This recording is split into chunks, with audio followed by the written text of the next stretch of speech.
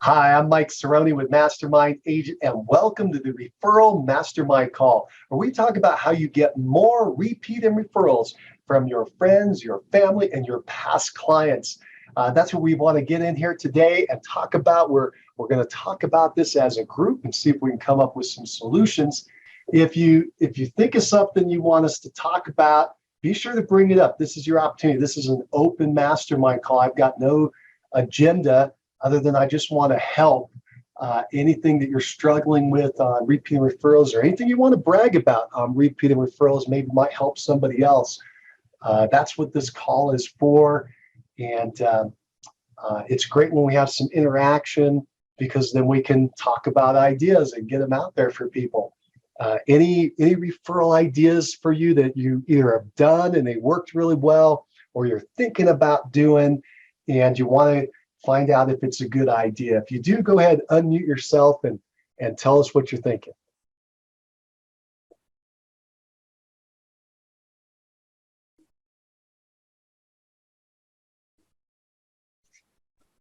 Hi, this is Bonetta. How are you? Hey, Bonetta, nice to hear from you. Thanks for joining us. Okay, so I don't have a repeat. I have a webinar that I do monthly. And so my challenge is I bought this system. I'm a former school teacher. I bought this system and it works really well to get the leads, to get the contact information, to get the people to attend. But the challenge is the follow-up. There's no follow-up that came with it. So I've been trying to develop my own consistent follow-up so that I add them to KV Core and all of that. But still, I want if anybody has a great follow-up system out there after a webinar is done so that, to get people to respond, because you can call them and, people don't respond and stuff like that, so. Sure. Let's, this is a good one. Thank you, Bonetta. So let's go ahead and let me ask you a couple questions about this, if you don't mind, just so we understand what you're doing. So you've got a webinar. Tell us, what is the topic of the webinar that you're doing? The seven top mistakes that first-time home buyers make. Okay, good. So you're targeting first-time home buyers. Yep. You're bringing them into a webinar and you're educating them about how the purchase process works. How long is the webinar? About an hour and a half. About an hour and a half. How many people do you typically have show up? 35 to 50. Well, that's fantastic. How are you getting these people to show up? Where are you marketing or advertising or promoting? I have a system that I bought and it's a whole system that they generate. I do Facebook ads and generate the leads and they fall into a system and then I get all of their information, their name, email, telephone numbers. I call them before it starts, asking them, thanking them for signing up, asking them to, I was looking forward to seeing them. And then I follow up with them afterwards with a phone call and email. And then I also add them to KV Core. And so I probably have 150 leads in the last 3 months. I do it on a monthly basis. I don't do it more often than that because I don't want to fall into I used to do Zillow leads and you can get so many leads that, you can't keep up with them all. So right. That's not an issue with me. This is good. So how many leads typically come in? Well, what's the ratio of the leads that come in versus the people who actually show up? Is everybody showing up or is the percentage? What do you think? Oh, what about 60%? Because they have an analytics and they said, oh, Bonetta, your analytics are really good. So I said 63%. That's really good. That's really good. I call them before, personally invite them. So, I'm not, some stranger. And then they get to see my face when I do the webinar because, it's a Zoom. Right. So yeah, so about 63%. And I'm asking all these questions for a reason to get to your question, okay? So I'm just trying to get where we're at. For instance, when you do your original marketing to bring them in, what is the offer? What are you offering them to entice them to come in? Is it just the fact that they learn about buying a home? Are they learning about no money down? Are they learning about, what are they learning about? Because I think that's going to help you with continuity through to get this follow-up at the end. That's why I'm asking. No, they're learning about the 7 steps that, that first time home buyers make. You know, it's not a class to teach them the process. I have a buyer consultation for that. This is just information about, it's free information. So that's what the gimme is. That's what they get. And so that's why they show up, because they want to know. And then I have a closing tomorrow, as a matter of fact, from one of them. Awesome. And I have a few that I've worked with, but you know, I'm still trying to get more. Right. That's always the challenge, isn't it? Yeah, I'm trying to get more. So some of them have to be nurtured for a while. So I'm not like,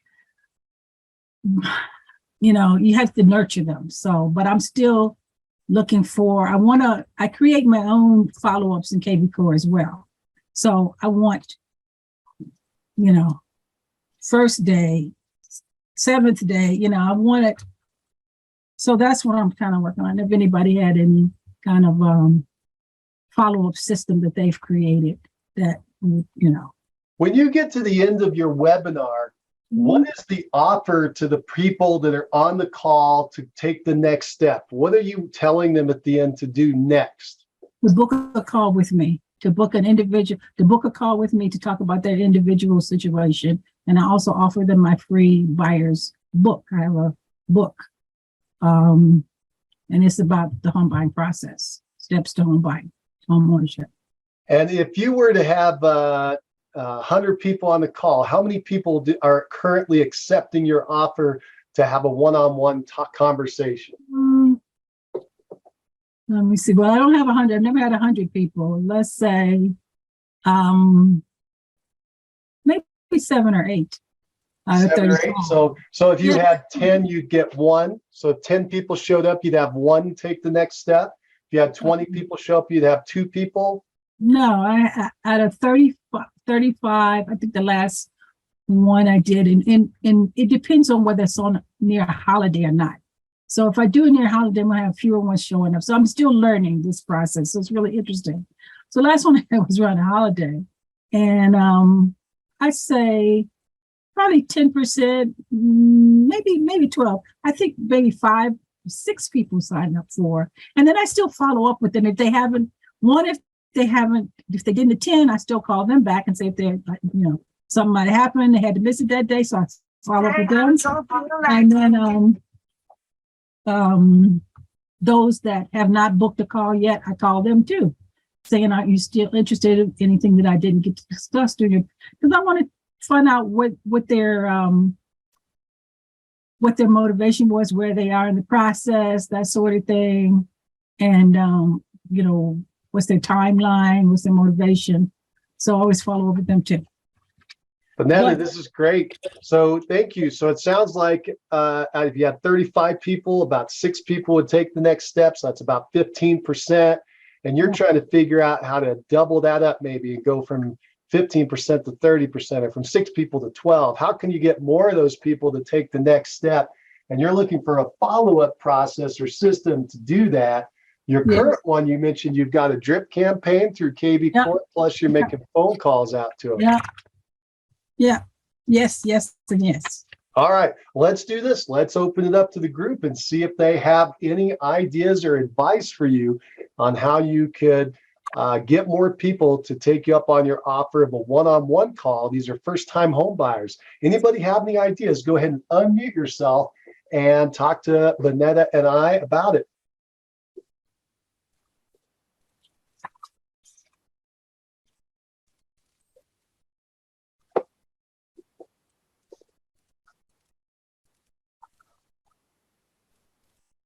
All right. Well, if you come up with anything, right? Well, we got to warm them up a little bit. Okay. So if they come up with an idea, you go ahead and unmute yourself and let us know. I'll throw out a couple of ideas. I like what you're doing and what I'm hearing. So first of all, know this: if you got 15% conversion off a webinar, I think you're doing pretty well. Let me ask another question. If you had the 35 and 6 said, yeah, they want to go to the appointment, how many show up? Oh, they show up because I book a call with them. They all I show book up a and you're Zoom. doing this over the phone. I book a Zoom call with them. I don't book a. I don't want a telephone call. I want a face to face. You're exactly good. So you're doing it with over the Zoom face to face. If Yes. not, you would have met them at a restaurant or something, but in the old days, but today you got the technology, you're using it to speed things up. Yeah. And it sounds like you're having a really great show up rate. So people, if they book it, they're showing up. Now, you also mentioned you're doing a lot of follow up to make sure that happens by doing the phone calls and how else are you reminding them about the call or the conversation? I'm sorry, you lost me. That's okay. When you set the appointment to talk to them one-on-one, how are you making sure they show up? Are you sending them an email, a text, a phone call? What are you doing to make sure they show up? I usually send them a text. That's working good for you, a text? And then you're getting them on a Zoom call. Okay. Yeah, I also invite them in the Zoom so they have it on their calendar as well. Uh-huh. Yeah. Okay. Let me ask this. When you're working with first-time home buyers in your area, are they doing anything unique or special today to get into a home? For instance, do you have any special first-time home buyer programs that you can offer them?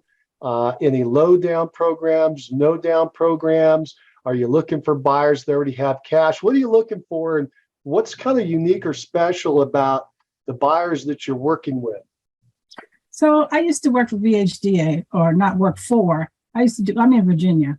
Uh-huh. So VHDA, Virginia Authority, Virginia Housing Development Authority, they have a program for grants for first-time home buyers. So I tell them about that. Also, part of my webinar is there's at least 15 grants and loan programs that people don't apply for. So I tell them about that. So when they meet with me and I ask them, what their motivation, what their timeline is, and find out what their income is and that sort of thing, and advise them to, if they're ready, depending on their timeline, refer them to a lender. I give them some lender questions. I also, I forgot my train of thought. Oh, I tell them about first time program, VHDA, that they might be eligible for, and I give them the link address so they can look it up for themselves. Because depending on their income, their credit, their debt to income ratio, they may be eligible for this grant or some other. And I'm also looking at some other programs that I can offer them, like the Teacher Next Door program, because I'm also a former school teacher. Nice. So I'm giving them some access to some other websites. And I just recently located a website that it had something to do with, I can't remember what the name of it is top of my head, but I bookmarked it. And it's a website where people can go and actually apply for loans to see if they're eligible. And the system will come back and tell them other grants or loans that they might be eligible for around the country. That's fantastic. I like the idea of the teachers. That's a nice niche. Typically, they also have similar kind of programs for fire and police, which they're are all cool part as of well. that same program. Yeah, they're all part of that. The Teacher Next Door program reaches out to nurses, firemen, policemen. It's just under that heading, but it's all the same. That's really cool. Yeah. And the thing you should think about is those niches as far as maybe your marketing, as well as let me put it this way, if you can narrow in a niche down on a specific program, the front end of your marketing funnel all the way through, like I work with teachers to get them into homes with no money down. Now you've got a very specific group. You're going to have a real strong draw to pull those people in, and you're going to be able to talk the same message to them all the way through. And where I'm going is at the end, you're going to have the highest possible success rate as far as the conversion to appointment and conversion to client, because you're narrowed in on one program. When I've made my best successes in business, it's when I've narrowed down to the smallest possible niche And it scares the snot out of anybody I tell that they're like, you're doing it too narrow. You're only working with one little group. And the answer is, yeah, that's true. But that's where I'm making all my money, because I don't, I know exactly what to say to them on all my messaging. They come to me because I am now their expert, and they are drawn to me like a magnet. They refer their friends that are just like them. It all works really well. So I like this idea that you were a former teacher and you know about this program and you can draw them all in. So first of all, I just want to point that out. You may test that where you just do a whole funnel all the way to the bottom of nothing but the teacher program as an example. And I would do multiple funnels, by the way. I would not mix them together. I would do a teacher funnel test all the way through. You can do the same education you're doing. You're just changing the front marketing. You're changing the bottom on the follow-up.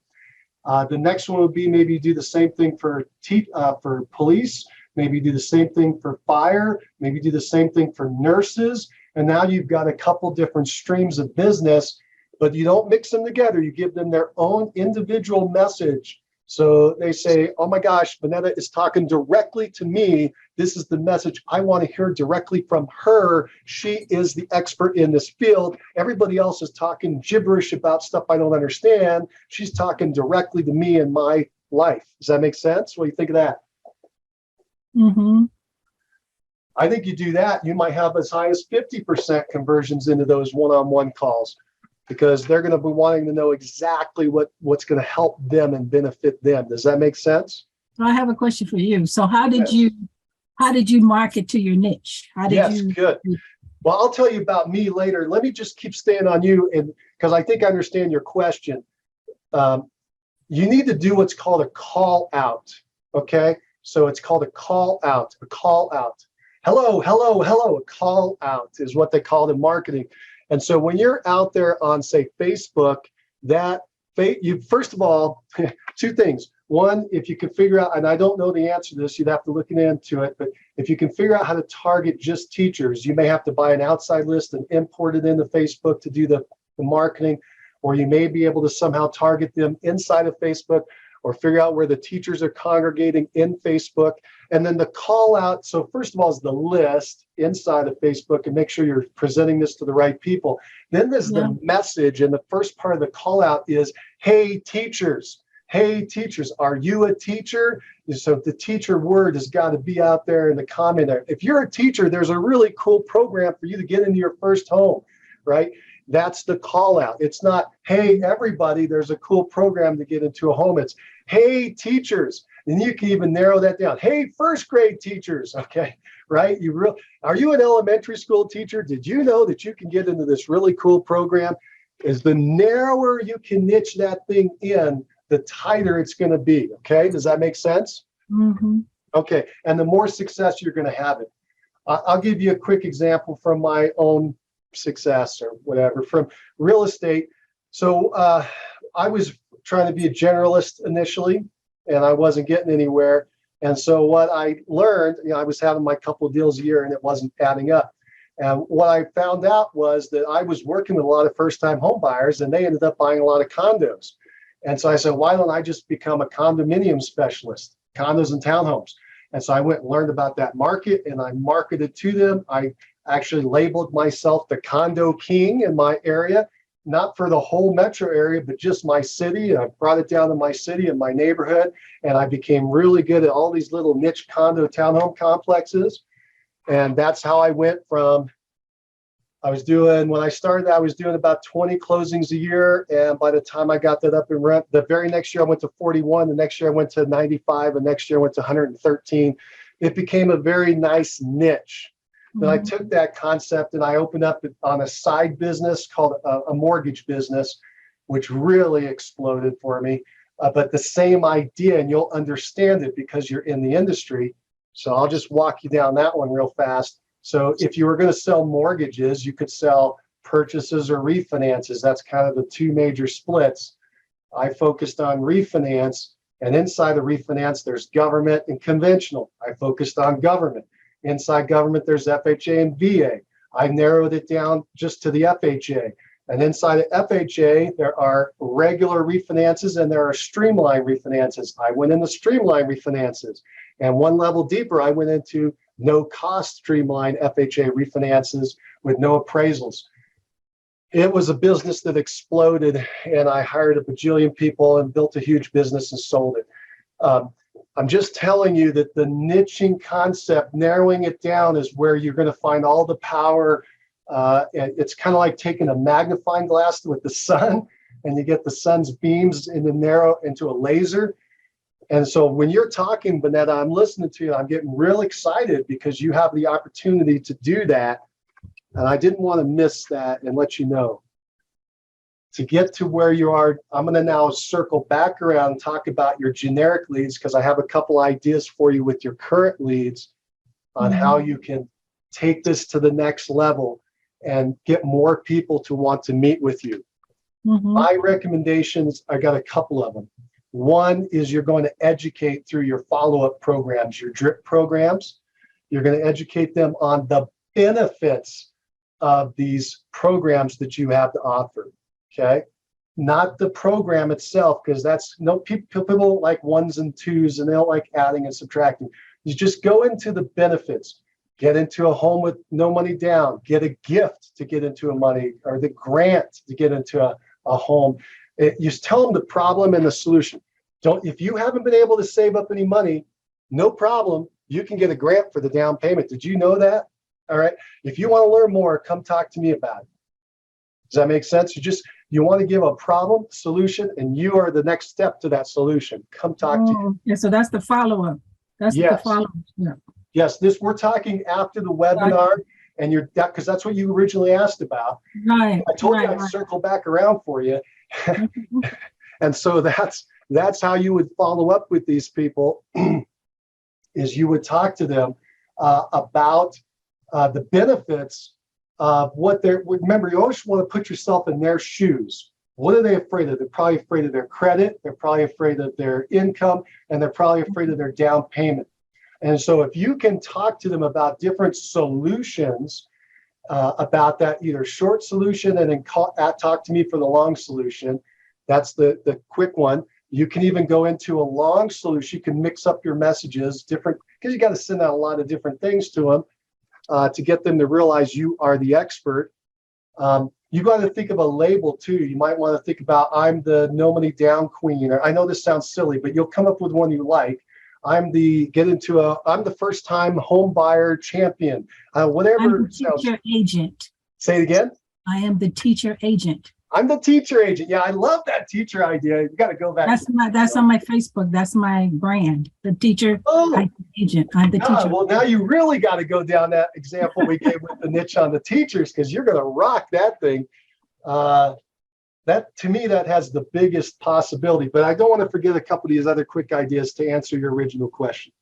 So I like this follow-up. This is something I hadn't thought about. This is yes, they are worried about exactly what you said, the grants, the loan, not worried about that, but they would want to know more. So that could be a follow-up email. You want to know more about these grants. They're worried about the credit. You want to know how to fix your credit? Call me, reach out to me. So these could be good campaign follow-up emails. So this is exactly. Good.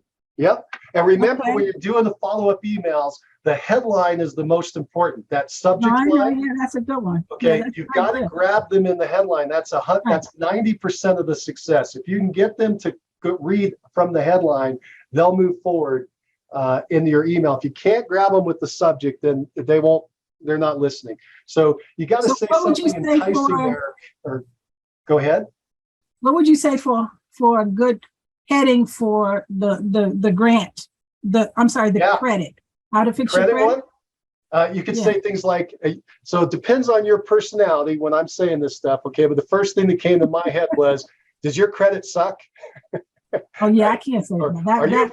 That wouldn't be my I'm just trying to tell you the way you got to come back. So you can say, do you have bad credit? Right? That's another way to say the same thing. So you got to think of that. It's something that entices them to go, oh, wait a minute, what? Or here you go, ready? How to buy a home with bad credit. That's a good one. Right? They're going to be saying, well, wait a minute, what do you mean? How do I buy a home with bad credit? Because they may think their credit is bad because they missed one payment in their lifetime. We don't really know their situation, but it may be holding them back. Another one would be how to buy a home with no money down, how to buy a home with none of your own cash, or how to buy a home with a grant program. Right? There's all these ways to kind of just entice them to read a little bit more into it. How to buy a home if you've never owned a home before. These are the kind of things that, remember, you don't know which email is going to hit their hot button or what day it's going to reach them. So you'd have a whole bunch of these in succession. And they'll read it or they'll unsubscribe. And they're either going to like what you're saying or they won't. And you can't be afraid to send the message because of unsubscribes. So right. This has got my wheels turning. This is let good. me give you some more because I ain't done. I'm excited for it. All right. We got on a roll now. So let me give you a couple more. The other one is, so first is educate on the program and you kind of do some teasing. The other thing that I think you need to get into is when you get it is a testimonial and testimonial stories. Right. That's the most powerful thing you can do. In fact, Right. You should be peppering them through your webinar as soon as you get them and can use them. And the testimonials are in multiple formats. One is a first-party testimonial. That's where Sally says, oh my gosh, I bought this home from Bonetta. It was fantastic. I bought it with no money down. Let me tell you my story. And if you can get Sally to do that on video, whoo, that's a home run for you. You're going to get 28 clients from that one video. Anytime you can get them to testify on video, do it, because it's in their own words, it's their broken language, it's their silly details they put in there about things that you don't think mean anything but mean something to someone else. It's really important if they can say it in their own words. If you can get on video, fantastic. If not, see if you can get them to write it. It's not as powerful today, but it still is powerful. And then the thing that people forget is you can also do a third-party testimonial and a second-party testimonial. Third-party testimonials are this. That's where third-party testimonials look like this. It's that somebody else talks about it. So let's say you help Sally, but Sally doesn't want to talk about it on video, but her daughter, Heather, will. Heather will come in and tell the whole story about what happened. Oh my gosh, that it was so awesome. My mom has always wanted to own a home and she never could get into one. And we kept telling her she's got to do something. But until she met Bonetta, she just wouldn't do anything. And then she did. And oh my gosh, you know what happened? She found that this really cool program she didn't even know about. Because she's a teacher, she could get this really awesome program where they forgive the debt after X years and whatever the things are. Whatever she says is awesome, because that's going to tap in again to the person listening on the other side. And the whole goal of that is the person on the other side goes, they're talking to me. That sounds just like me. Sally sounds like me. Heather just told a story, sounds like me. You know who can help me? Bonetta. All right. So that's why the stories are the most powerful thing to sell you and your service. If you get them, you got to include them. Let me tell you the third kind of story, and that is a second-party testimonial. Second-party testimonial is you, because you were part of that transaction with Sally. Okay, so Sally can tell the story, which is awesome and the best. But if she won't do it or can't, you can tell the story. You can either use Sally's first name and not her last name, or change her name and say, I changed the name. I do that all the time. If you read my emails, I tell you a story about someone I talked to. I just will change the name so that they're protected, right? But then you just say, oh, I helped this gal. Let's call her Ruth. Ruth was a teacher, and she'd been a teacher for 12 years, and she was working in the school system, and she'd always wanted to buy a home, but she had this credit challenge where she had a bankruptcy, foreclosure, missed some payments, whatever story you wanted, whatever the story was, and she thought she could never buy a home. But luckily, she came and talked to me, and I knew about this really cool little program over here called the blah, blah, blah. And the blah, blah, blah has this situation where she can get a grant and buy a home and do the. So I am telling the story because I was part, in this case, the agent would be telling the story. You're the second party in that transaction or in the story. You can tell it that way. Mm-hmm. Make sense? Yeah. Are you saying all of these or the most of these should be on video? If you can get them on video, they're the most powerful, because if you have it on video, you can send an email out that says, hey, here's a story about Sally. And you just give a couple details and you say, if you want to hear Sally talk about it, click this link and go watch her video, right? Okay, so that's powerful. You put it on your website.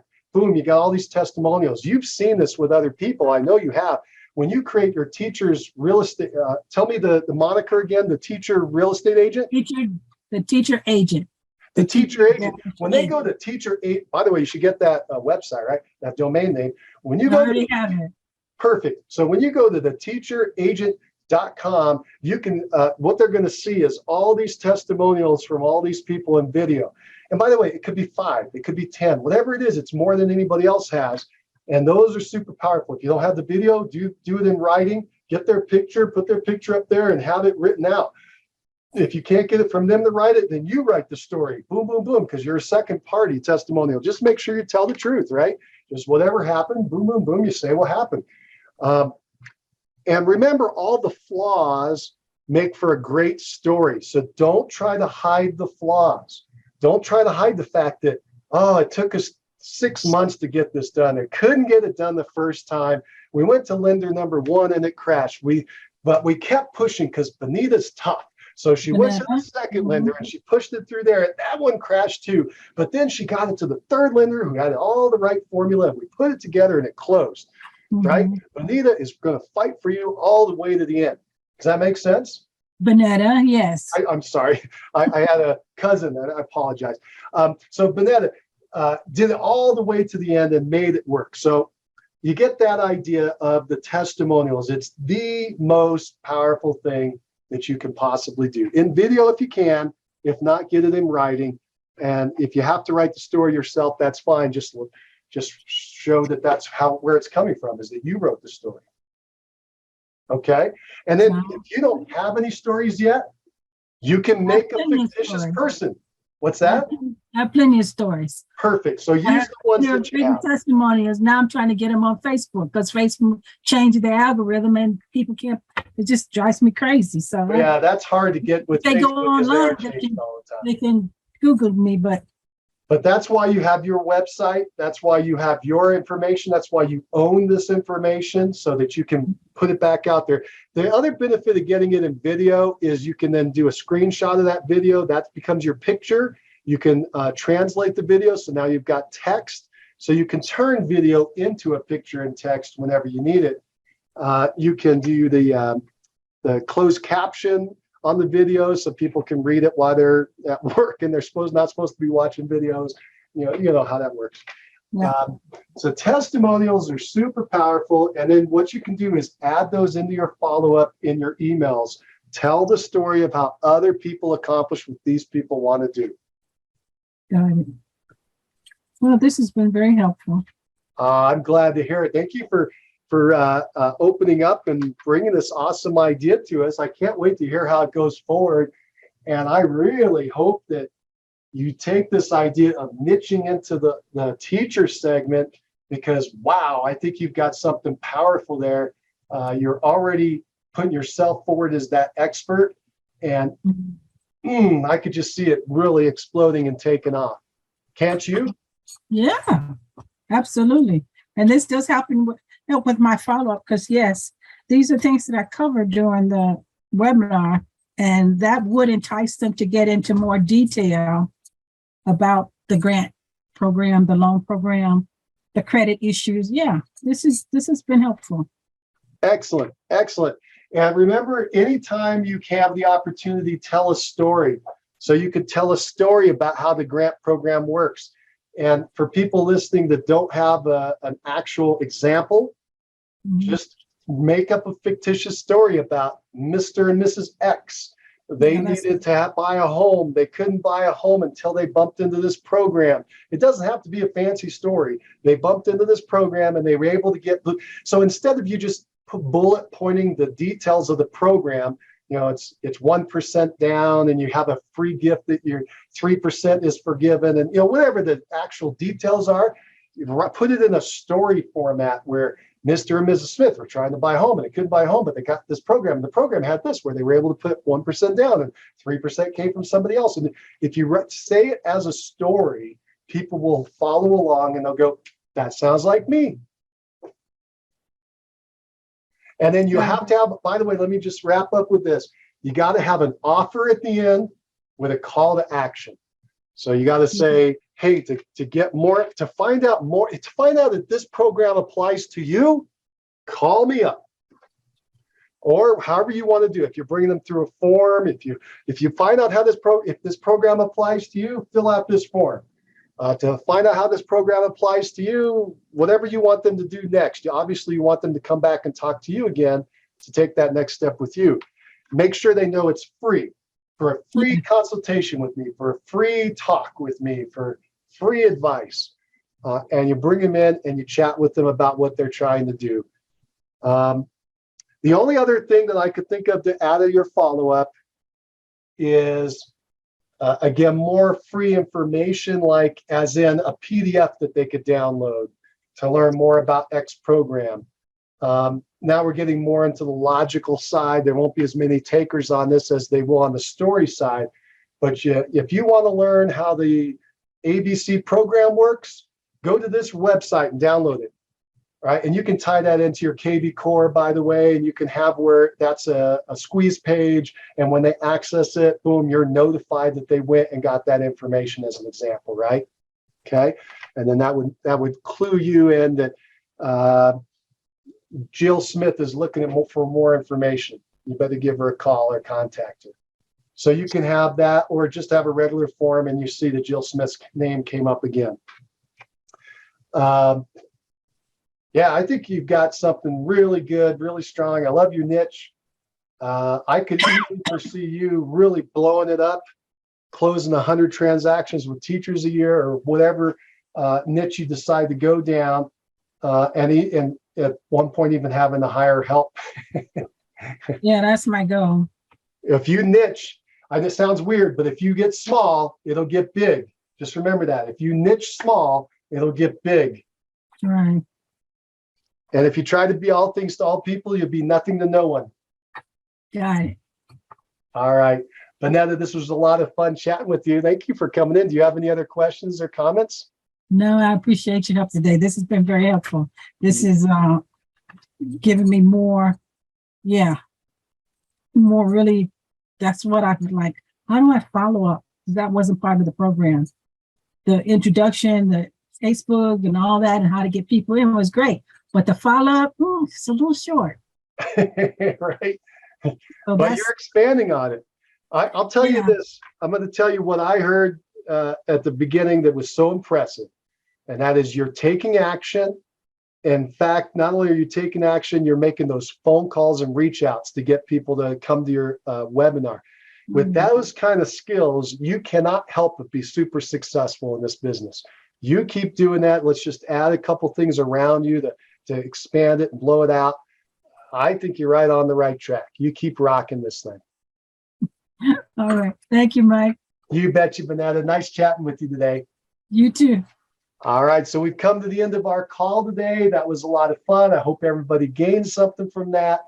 And if you would like to, I'm trying to record this. So if it worked out, you can listen to this. If you want to hear anything that you might have missed, just go over to our YouTube channel, which is Mastermind Agent Network, Mastermind Agent Network, and that'll be up in the next, say, 24 to 48 hours, and you can check that out.